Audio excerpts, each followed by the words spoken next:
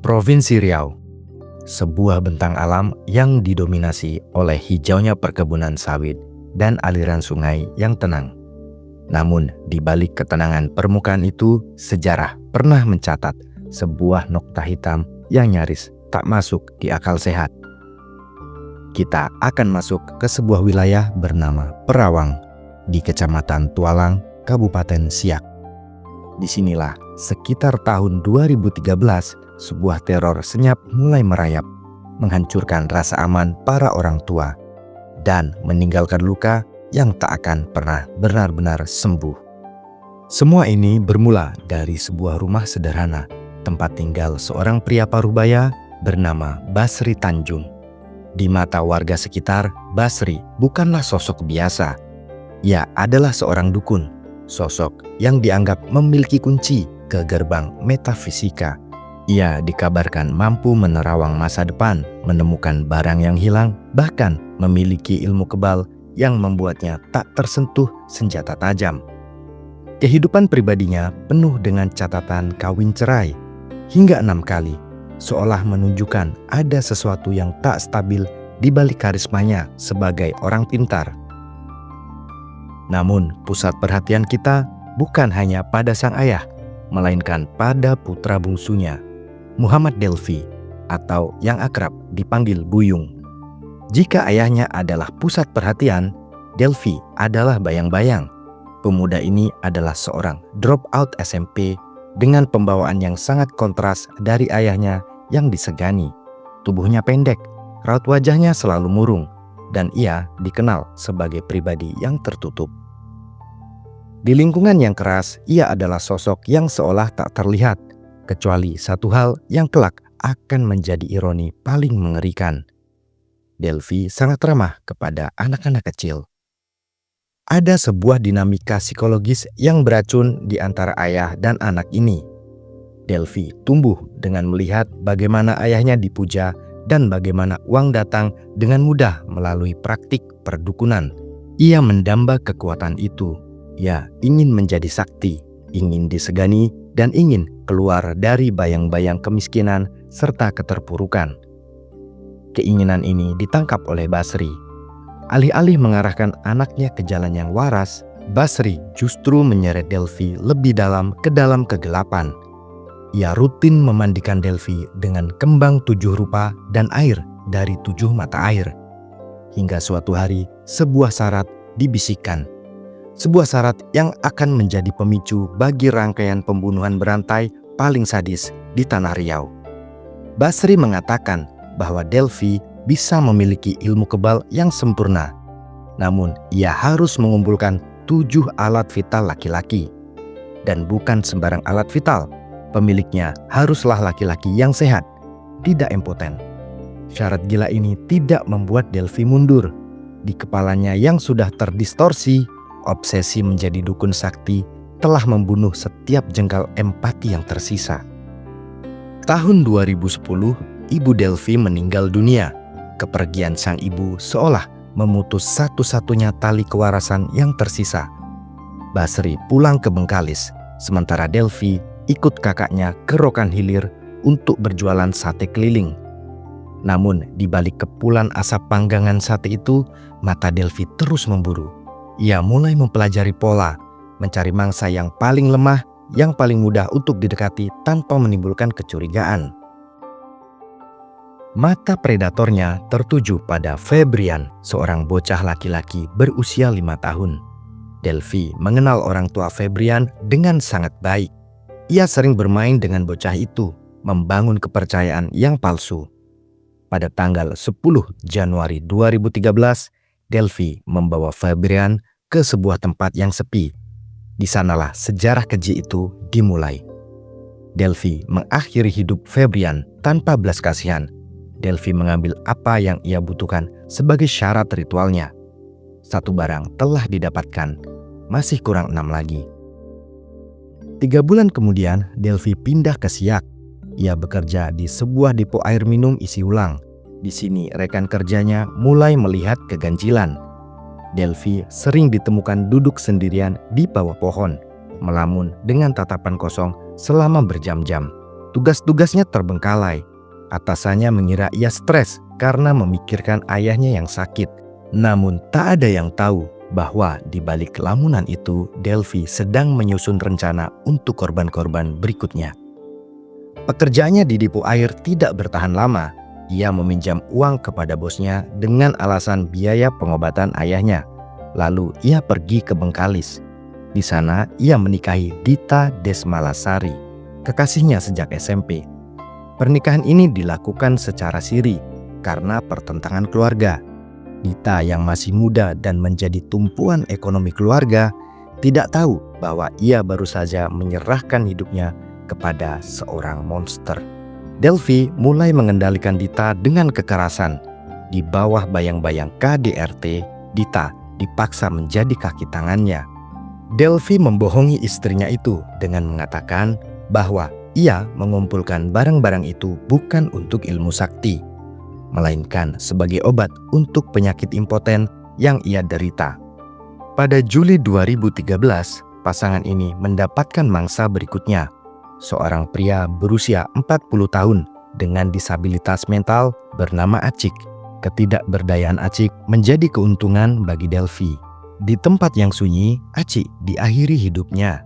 Delphi kembali melakukan pemotongan organ tubuh yang menjadi syarat ritual kekebalan. Koleksinya bertambah, namun rasa haus itu belum terpuaskan. Hanya berselang beberapa minggu, tepatnya 2 Agustus 2013, Muhammad Hamdi Al-Ihsan, seorang bocah berusia 9 tahun, diajak memancing oleh pasangan ini. Hamdi tidak pernah tahu bahwa kail yang dilempar hari itu adalah untuk nyawanya sendiri. Dengan bantuan Dita, Delphi merenggut nyawa Hamdi. 3 barang kini telah terkumpul di tangan sang jagal. Kekejian ini mencapai titik yang sangat berani pada pertengahan Agustus 2013. Sore itu Delphi menjemput Randy Hidayat, bocah 9 tahun, langsung dari sekolahnya di SDN 08. Randy adalah tetangganya. Ia mengenal Delphi.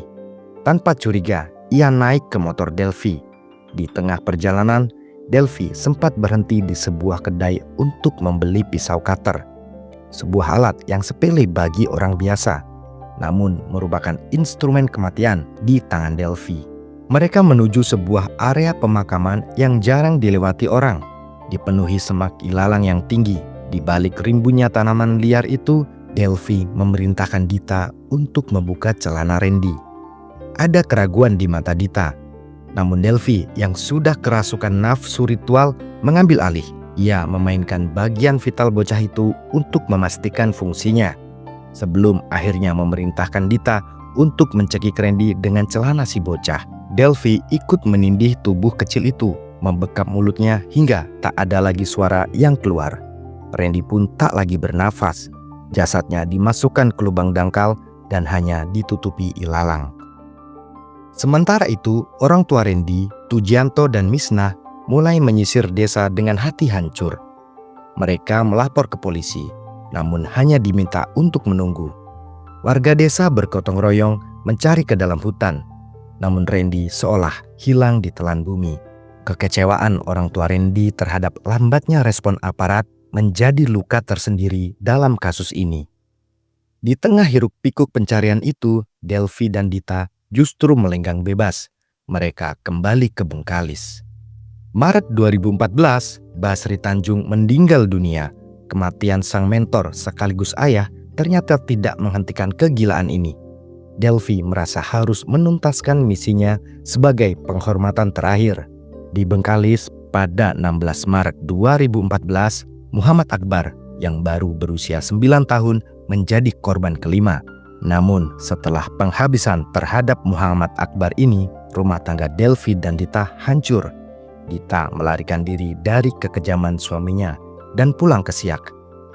Kini Delphi sendirian, namun sasarannya tetap 7, kurang 2 lagi. Ia membutuhkan bantuan baru. Ia mendekati seorang pria bernama Supian alias Pian. Dengan manipulasi yang licin, Delphi menawarkan kerjasama.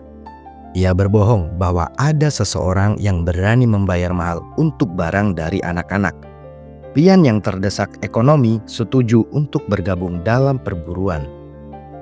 30 Juni 2014, mereka mengintai anak-anak yang sedang mandi di sungai. Pilihan jatuh pada Marjevan Gea. Alasan Delphi sangat klinis dan menjijikan. Menurutnya, barang Marjevan adalah yang paling besar. Dengan modus membeli kerupuk, Marjevan dibawa ke hutan. Di sana, di bawah instruksi Delphi, Pian mencekik bocah itu hingga tak lagi bernafas. Barang keenam pun didapatkan. Dan tibalah kita pada puncak kebiadaban yang mengguncang nurani. Pada Juli 2014, Delphi dan Pian membidik 3 bocah sekaligus. Femasili, Daud, dan Mawa. Karena motor tidak muat, Daud ditinggalkan. Femasili dan Mawa dibawa ke tepi sungai. Delphi menyadari bahwa ia tidak memiliki uang untuk membayar Pian sesuai janji sebelumnya. Maka muncul sebuah ide setan. Mereka akan menjual daging korbannya sebagai daging sapi ke kedai-kedai tuak. Mereka menjemput seorang remaja SMA bernama Diki untuk membantu dengan alasan memancing. Diki tidak tahu apa-apa. Di tengah hutan Sungai Kencong, Femasili dipisahkan dari kelompok. Pian menjerat lehernya dengan akar rotan. Dan kali ini prosesnya jauh lebih brutal. Mereka tidak hanya mengambil satu bagian. Mereka memutil seluruh tubuh Femasili. Mereka mengulitinya, memotong dagingnya, dan memasukkannya ke dalam 7 kantong plastik. Apa yang terjadi selanjutnya adalah bagian paling mengerikan dari cerita ini. Delphi dan Pian mendatangi kedai tuak milik Sinaga dan Tiomina Sitinjak. Mereka menawarkan daging sapi segar hasil buruan di hutan. Para pemilik kedai tanpa curiga membeli daging tersebut. Tiomina mengisahkan bahwa daging itu sangat padat, tanpa darah, dan sangat cepat empuk saat direbus. Ia merendangnya dan menghidangkannya untuk seluruh keluarganya. Cucu-cucunya pun turut memakan rendang itu. Mereka tanpa sadar telah menjadi bagian dari perjamuan berdarah sang jagal. Namun, sepandai-pandainya monster bersembunyi, mereka akan meninggalkan jejak juga. Kesalahan terbesar Delphi adalah membiarkan Daud hidup. Daud, bocah yang tertinggal karena motor penuh, ternyata memiliki ingatan yang tajam.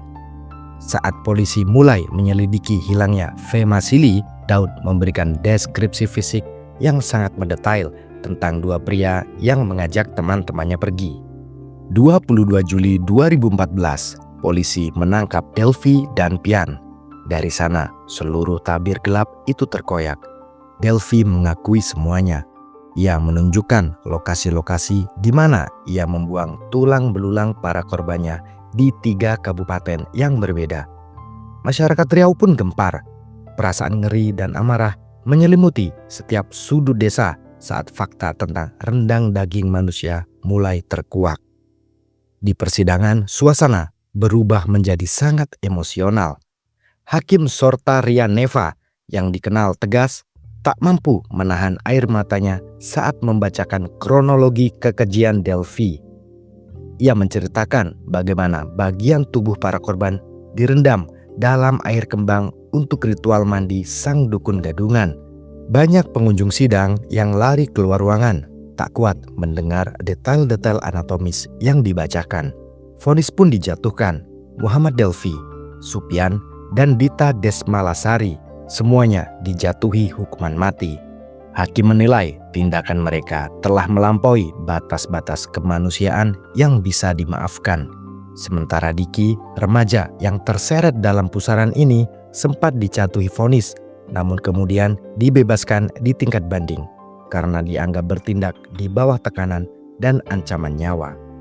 Kini bertahun-tahun telah berlalu sejak peristiwa di Perawang itu. Namun bagi para orang tua yang kehilangan anak-anak mereka, waktu seolah berhenti di hari saat anak-anak itu berpamitan untuk bermain. Kisah Delphi bukan sekedar catatan tentang kriminalitas. Ini adalah peringatan tentang betapa berbahayanya obsesi yang tumbuh di tanah yang subur akan tahayul. Dan bagaimana seorang manusia bisa kehilangan jiwanya demi sebuah janji kekuatan yang semu. Di balik rimbunya perkebunan sawit Riau, kini mungkin sudah tenang. Namun ingatan tentang jeritan senyap di balik ilalang itu akan selalu menjadi pengingat bahwa monster terkadang tidak memiliki taring atau tanduk.